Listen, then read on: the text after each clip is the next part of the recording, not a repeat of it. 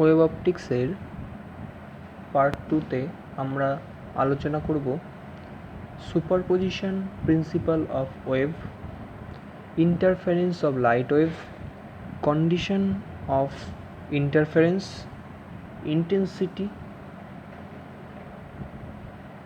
এই সকল বিষয় নিয়ে। তাহলে আমরা প্রথমে শুরু করব যেটা নিয়ে, সেটার নাম হচ্ছে সুপারপজিশন প্রিন্সিপাল অফ ওয়েভ, যেটাকে বাংলায় বলে তরঙ্গের উপরিপাতের নীতি। তাহলে কি বলছে দেখা যাক। When two or more wave, যখন দুটো বা তার বেশি ওয়েভ ওভারল্যাপ, একটা অপরটার উপর ওভারল্যাপ করে, দ্য রেজাল্টেন্ট ডিসপ্লেসমেন্ট, তাদের দুটোর যে রেজাল্টেন্ট ডিসপ্লেসমেন্ট, যে লব্ধি সরণ, অ্যাট এনি ইনস্ট্যান্ট, যে কোনো মুহূর্তে, may be found by adding, তাদের লব্ধি যে সরণটা, তাদের প্রতিটা ইন্ডিভিজুয়ালের যে সরণ ছিল, যে অ্যাম্প্লিটিউড ছিল, সেই প্রত্যেকের অ্যাম্প্লিটিউড যোগ হয়ে যাবে যখন তারা একটা অপরটার উপর ওভারল্যাপ করবে। কারণ প্রথমে একটা ছিল, তার সঙ্গে আরেকটা জুড়লো, মানে 1+1 2 হয়ে গেল, রেজাল্টেন্ট যোগ হয়ে গেল। By adding the instantaneous displacement that would be produced at the point by individual wave. তাহলে কি হলো, রেজাল্টেন্ট ডিসপ্লেসমেন্ট অ্যাড হয়ে গেল at any instant, may be found by adding করা হচ্ছে। যখন দুটো আর তার বেশি ওয়েভ ওভারল্যাপ করছে, তখন তাদের যে রেজাল্টেন্ট ডিসপ্লেসমেন্ট, সেটা কী করে পাবো? By adding the instantaneous displacement, ওই মুহূর্তের যে ডিসপ্লেসমেন্ট, যে সরণটা হচ্ছে, that would be produced at any point, যে কোনো পয়েন্টে হতে পারে, বাই দ্য ইন্ডিভিজুয়াল ওয়েভ, প্রত্যেকটা ওয়েভের জন্য আলাদা আলাদা করে। এবার যতগুলো ওয়েভ যুগবে ততগুলোর অ্যাম্প্লিটিউড প্লাস প্লাস করে লিখবো। এবার কেমন প্লাস করবো, সেটা হচ্ছে ভেক্টর অ্যাডিং করব, ভেক্টর হিসেবে যোগ করব, ভেক্টর নিয়মে। If they are present alone, যদি প্রতিটা ওয়েভ আলাদা আলাদা আসে, তাহলে যদি ধরি এই একটা ওয়েভ এবং এই একটা ওয়েভ, এই ওয়েভটা এই দিকে যাচ্ছে এবং এই ওয়েভটা এই দিকে আসছে।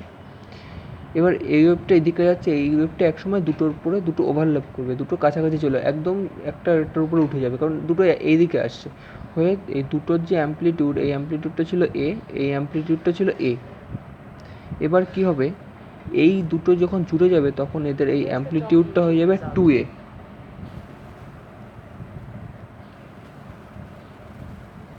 মানে এই অ্যাম্প্লিটিউড দুটো সোজাসুজি যোগ হয়ে গেল, এটা হচ্ছে রেজাল্টেন্ট অ্যাম্প্লিটিউড।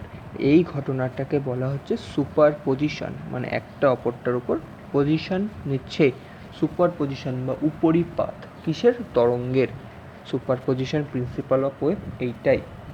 মানে কোনো মুহূর্তে তরঙ্গের প্রভাবে যদি মাধ্যমের কোনো বিন্দুতে লব্ধি সরণ, প্রতিটি তরঙ্গের জন্য বিন্দুটির পৃথক পৃথক সরণের ভেক্টর যোগফলের সমান হয়। যদি বাংলায় বলি, এমন হবে, কোনো একটি বিন্দুতে পৃথক পৃথক তরঙ্গের যে সরণ, তাদের যদি একটা অপরটার উপর উপরিপাত করে, তাহলে তাদের সরণের যোগফল কী করে নির্ণয় করব? ভেক্টর যোগফলের মাধ্যমে।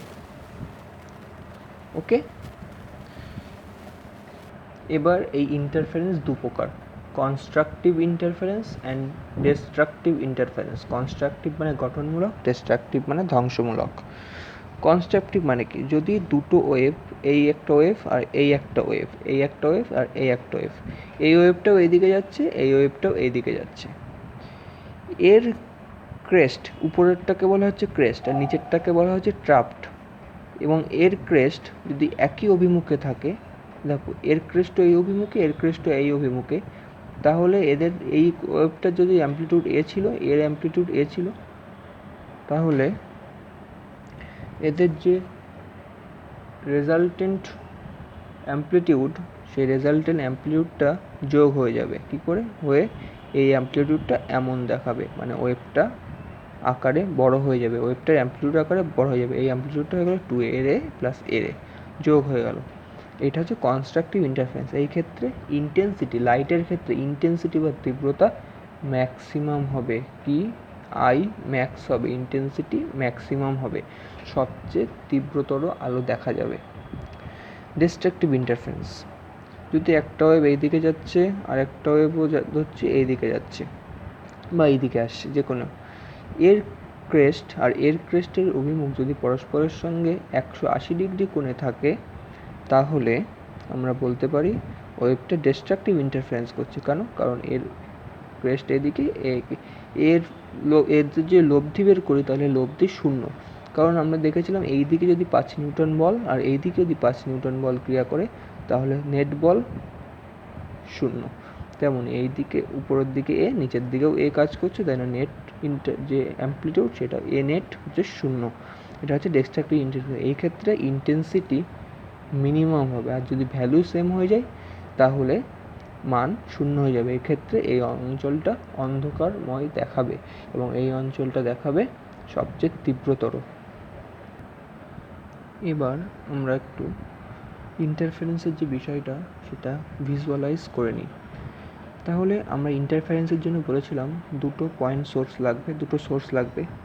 এই হচ্ছে একটা পয়েন্ট, এই হচ্ছে একটা সোর্স নিলাম, দুটো এই একটা সোর্স, এই একটা সোর্স নিলাম। এবার আমরা এখানে লাইট সেট করলাম। এবার আমরা এখানে একটা স্ক্রিন লাগালাম, যেখানে এই যে একটা স্ক্রিন, যেখানে আলোটা পড়বে। এবার আমি এখানে ইন্টেন্সিটি গ্রাফ দিলাম, এখানে ইন্টেন্সিটি উঠবে, কোন জায়গাটা ইন্টেন্সিটি বেশি এবং কম। তারপরে আমি গ্রাফ লাগালাম, কারণ একটার জন্য অ্যামপ্লিটিউড কেমন হবে, দুটোর জন্য অ্যামপ্লিটিউড কেমন হবে, এই যে কনস্ট্রাকটিভের ক্ষেত্রে যে এই যে যোগ হয়ে যায়, হয়ে অনেকটা বেশি হয়ে যায় রেজাল্টেন্ট, সেটা হয় কি না আসলে দেখব।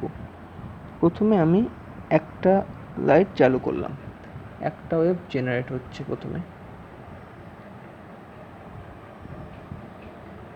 আমি যদি এটাকে একটু স্লো মোডে দেখি তাহলে খেয়াল করো, যেটা অ্যামপ্লিটিউড আসছে, এই যে অ্যামপ্লিটিউড আসছে, অ্যামপ্লিটিউডগুলো ছোটো ছোটো আসছে একটা ওয়েভের ক্ষেত্রে, এবং এখানে ইন্টেন্সিটির গ্রাফও কিন্তু বেশি নেই, বেশি দেখা যাচ্ছে না, ইন্টেন্সিটিও কম।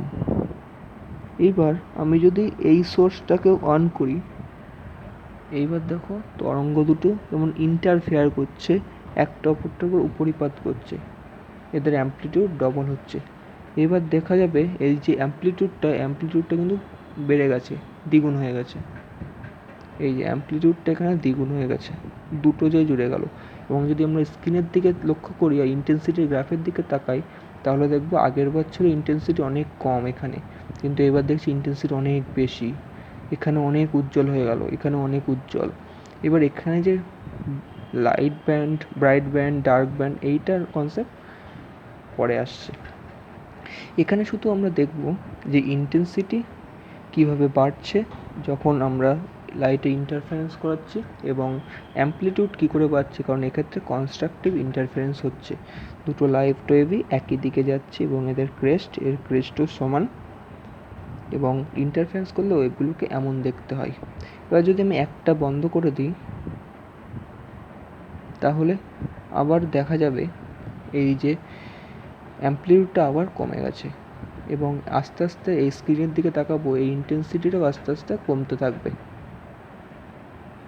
ইন্টেন্সিটিও আস্তে আস্তে কমছে, এই গ্রাফও আস্তে আস্তে কমে যাচ্ছে।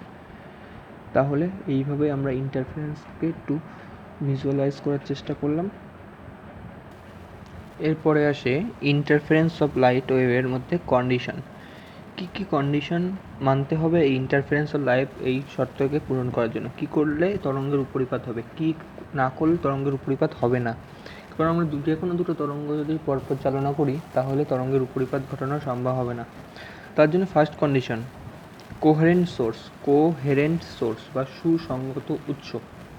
এটা কি, টু সোর্স, যে দুটো সোর্স দেখালাম ভিডিওতে, to source produce wave of same frequency, দুটো সোর্সই ওয়েভ তৈরি করবে সেম ফ্রিকোয়েন্সি, সমান কম্পাঙ্কের, with a constant phase difference, এবং তাদের ফেজ ডিফারেন্স হবে কনস্ট্যান্ট, ধ্রুবক থাকবে, not changing with time, phase difference সময়ের সঙ্গে সঙ্গে পাল্টাবে না।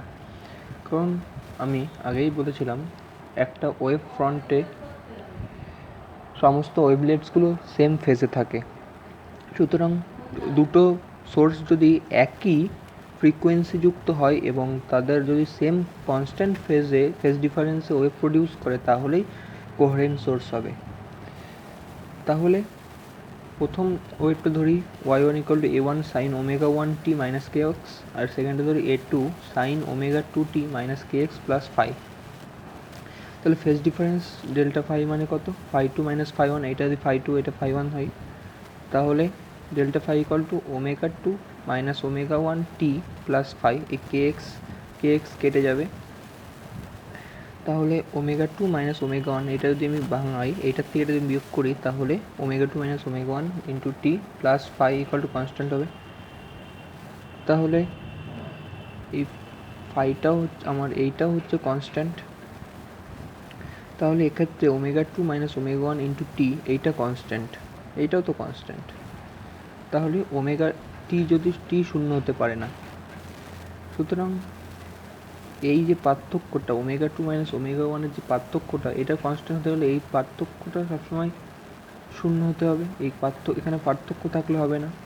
ওমেগা কি অ্যাঙ্গুলার ফ্রিকোয়েন্সি, তাহলে এখানে এই দুটোর পার্থক্য যদি শূন্য হয়, মানে ওমেগা কি, ওমেগা হচ্ছে অ্যাঙ্গুলার ফ্রিকোয়েন্সি, যার মান হচ্ছে 2π/t বা 2πf। Omega equal to 2πf, আমরা এটা পড়েছিলাম কৌণিক যে ফ্রিকোয়েন্সি সেটা equal to 2π into simple frequency. Omega equal to 2πf, F হচ্ছে সিম্পল ফ্রিকোয়েন্সি আর ওমেগা হচ্ছে angular frequency. Angular frequency equal to 2π into simple frequency, এটা মনে রাখতে হবে।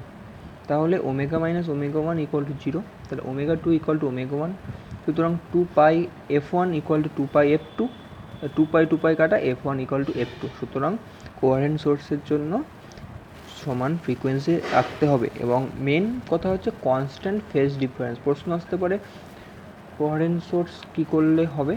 কনস্ট্যান্ট ফেজ ডিফারেন্স রাখতে হবে। কনস্ট্যান্ট ফেজ ডিফারেন্স রাখলেই সেম ফ্রিকোয়েন্সি পাওয়া যাবে। আসল কারণ কিন্তু কনস্ট্যান্ট ফেজ ডিফারেন্স। এই কনস্ট্যান্ট ফেজ ডিফারেন্সের জন্য আমরা সেম ফ্রিকোয়েন্সি পাচ্ছি। এবং সেকেন্ড শর্তটা কি? সেকেন্ড শর্তটা হচ্ছে মোনোক্রোমাটিক লাইট। মোনোক্রোমাটিক লাইট মানে একবর্ণী আলো, যেমন লাল, নীল, হলুদ, সবুজ, সাদা আলো না, যে আলোর মধ্যে বহু রঙ মিশ্রিত হয়েছে সেই আলো না, যে কোনো একবর্ণী আলো। লাইট অফ সেম ওয়েভলেন্থ, একটাই ওয়েভলেন্থ থাকবে সেই লাইটের। মানে আমরা জানি লাল আলোর ওয়েভলেন্থ 700 ন্যানোমিটার এবং বেগুনির 450 ন্যানোমিটার মতো।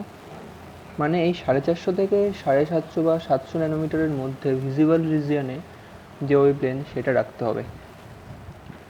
এবার একটা বিষয় আসে, ইফ লাইট ইজ রিফ্র্যাক্টেড, যদি লাইট রিফ্র্যাক্ট বা প্রতিসরণ হয় ইনটু ডেন্সার মিডিয়াম, যদি ঘন মাধ্যমে, যদি লাইট ঘন মাধ্যমের মধ্যে প্রবেশ করে, যদি ধরলাম লাইট বাতাসের মধ্যে দিয়ে আসছে, এসে জলের মধ্যে প্রবেশ করলো, জল ঘন মাধ্যম, জলের মধ্যে যেই প্রবেশ করবে জলের তলে লাইটের প্রতিসরণ হবে বা রিফ্র্যাকশন হবে, রিফ্র্যাক্টেড, তাহলে ল্যামডা ডিক্রিজ করবে। ল্যামডা মানে ল্যামডা কি? ল্যামডা হচ্ছে ওয়েভলেন্থ। কার ওয়েভলেন্থ? আলোর ওয়েভলেন্থ। ধরলাম একটা লাল বর্ণের রেড আলো আসলো, রেড আলো এসে রেড আলো আসলো, এই হচ্ছে এটা রেড আলো, রেড লাইট, এই হচ্ছে আমাদের অভিলম্ব বরাবর এইভাবে চলে আসলো।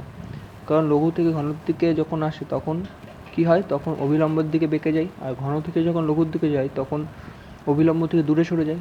তাহলে আসলো, তাহলে বলছে এর ওয়েভলেন্থ যদি ল্যামডা ওয়ান হয়, এর ওয়েভলেন্থ হয়ে যাবে ল্যামডা টু, ওয়েভলেন্থ সমান থাকবে না। এই মাধ্যমের প্রতিসরাঙ্ক যদি মিউ হয়, তাহলে ল্যামডা টু এর মান হবে lambda two equal to lambda one by mu. যখন কোনো লাইট কোনো লঘু মাধ্যম থেকে ঘন মাধ্যমে আসবে, যদি মাধ্যম পরিবর্তন করে, তাহলে আমরা জানবো বায়ু মাধ্যমে আলোর তরঙ্গদৈর্ঘ্য সবচেয়ে বেশি, বেগও সবচেয়ে বেশি। সুতরাং ল্যামডা মিউ ফ্যাক্টরে ডিক্রিজ করে যাবে। মানে তাহলে যদি বলে প্রথমে একটা আলোর তরঙ্গদৈর্ঘ্য ছিল 5000 অ্যাংস্ট্রম, পরে হলো সেই আলোটা একটা 1.5 প্রতিসরাঙ্ক বা যেটা হচ্ছে মিউ মাধ্যমে প্রবেশ করলো, যা মিউ এর মান দেওয়া আছে 1.5, তাহলে তরঙ্গদৈর্ঘ্য কত হবে? তাহলে হবে তরঙ্গদৈর্ঘ্য 5000 বাই 1.5। এটা হচ্ছে নতুন তরঙ্গদৈর্ঘ্য mu one, lambda one by mu পরিমাণ ডিক্রিজ করে যাবে। কিন্তু মনে রাখতে হবে এক্ষেত্রে ফ্রিকোয়েন্সি সেম থাকবে, সেম ফ্রিকোয়েন্সি, যে কম্পাঙ্ক সেটা সমান থাকবে, কিন্তু ল্যামডা ডিক্রিজ করে যাবে।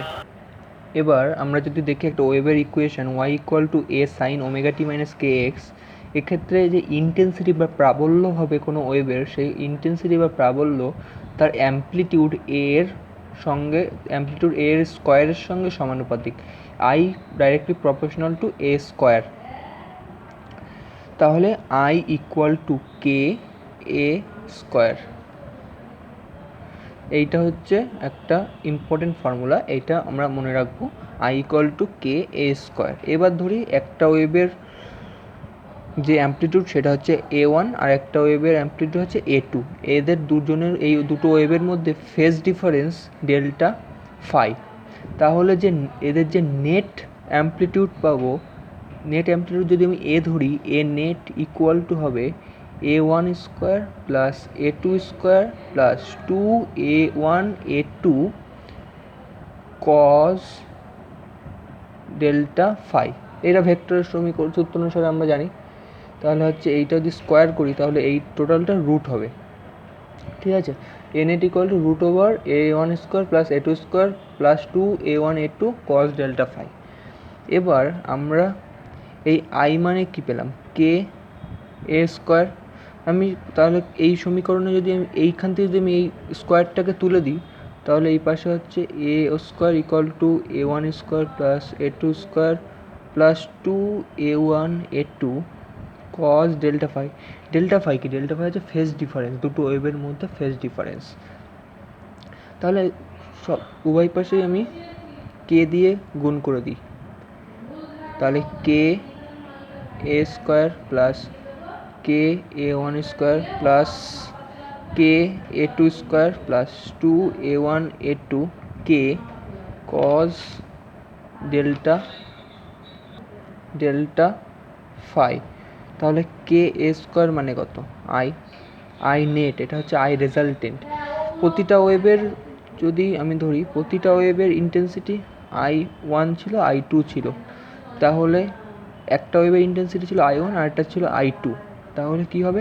কে এ ওয়ান স্কোয়ার মানে হচ্ছে কে এ স্কোয়ার মানে হচ্ছে আই, তাহলে কে এ ওয়ান স্কোয়ার মানে হচ্ছে আই ওয়ান প্লাস কে এ টু স্কোয়ার মানে আই টু, কারণ আয়ের সঙ্গে এর স্কোয়ারের সঙ্গে সমানুপাতিক, প্লাস টু এ ওয়ান এ টু, এ ওয়ান এ টু লিখবো I one I two, I one I two লিখবো কারণ স্কোয়ার করলে এর সঙ্গে স্কোয়ারের সমানুপাতিক, এইটা যদি স্কোয়ারে থাকে তাহলে এটা রুটে হয়ে যাবে, into cos of delta phi. এইটা হচ্ছে আই রেজাল্টেন্টের ফর্মুলা, এইটাও আমরা নোট করব। I net equal to I one plus I two plus two I one I two cos delta phi. এবার আমরা দেখব যে কনস্ট্রাকটিভ ইন্টারফারেন্স, কনস্ট্রাকটিভ বা গঠনমূলক কনস্ট্রাকটিভ ইন্টারফারেন্সের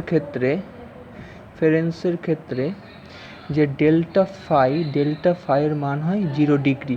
কারণ আমরা দেখেছিলাম যে দুটো ওয়েভই সেম ফেজে আছে, এই যে দুটো ওয়েভই সেম ফেজে আছে, একই ফেজে, একই অভিমুখে যদি থাকে তাহলে তাদের মধ্যবর্তী কোণ হয় 0 ডিগ্রি।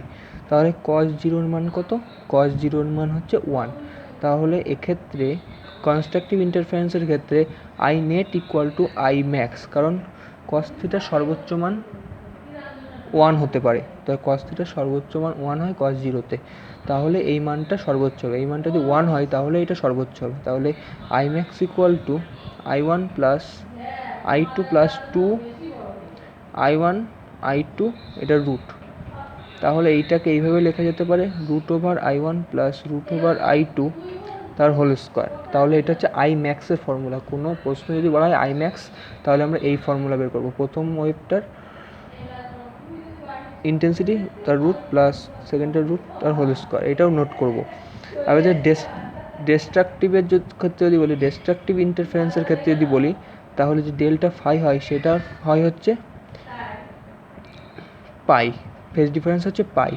ফেজ ডিফারেন্স পাই মানে কারণ একটা এইদিকে একটা এইদিকে, তাহলে এক্ষেত্রে আই মিনিমাম পাবো আমরা। আই মিনিমামের ক্ষেত্রে এক্ষেত্রে কস 180 ডিগ্রি মানে -1, তাহলে এইটা মাইনাস হয়ে যাবে, এই সূত্রে মাইনাস হয়ে যাবে। তাহলে এই সূত্রে কত হবে? A one A square plus B square minus 2ab। তাহলে এই সূত্রটা হয়ে যাবে root over I one minus root over I two তার হোল স্কোয়ার। এটা আমরা নিজেরাও একটু প্রমাণ করে দেখব, তাহলে আমরা একটু ভালো বুঝতে পারবো, কারণ ভালো করে বুঝিয়ে দেওয়া হলো। তাহলে আই মিনিমাম হচ্ছে √i1 minus √i2 whole square, আর আই ম্যাক্স হচ্ছে i1 প্লাস i2 √, তার মানে এর ইন্ডিভিজুয়াল √, তার হোল স্কোয়ার।